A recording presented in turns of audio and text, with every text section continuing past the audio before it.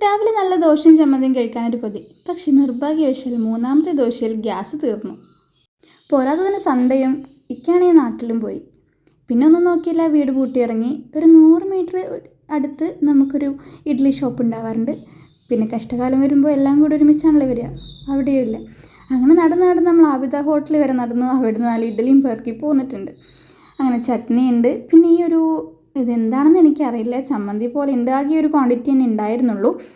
പക്ഷെ നല്ല ടേസ്റ്റ് ഉണ്ടായിരുന്നു കേട്ടോ. നമുക്ക് മയണൈസും ഉള്ളിയുടെ ആ ഒരു ചമ്മന്തിയും അങ്ങനെ എന്തൊക്കെയോ ഒരു ഫീലിംഗ് തോന്നി. പിന്നെ ഒരു ചിക്കൻ കറിയും കൂടെ മേടിച്ചിട്ടുണ്ടായിരുന്നു. അപ്പോൾ ആൾക്ക് ഇഷ്ടമായി. അപ്പോൾ ഞാനും കൂടെ ട്രൈ ചെയ്ത് നോക്കുകയാണ്. കുഴപ്പമില്ല കേട്ടോ, നല്ല ടേസ്റ്റ് ഉണ്ടായിരുന്നു.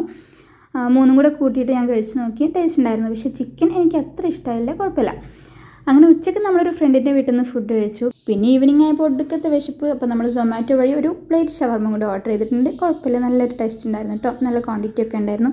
അപ്പോൾ ഇതുപോലെ സൺഡേ ഒക്കെ ഗ്യാസ് തീർന്ന് പോസ്റ്റ് ആയവരുണ്ടെങ്കിൽ ഒന്ന് കമൻറ്റ് ചെയ്തേക്കും കേട്ടോ.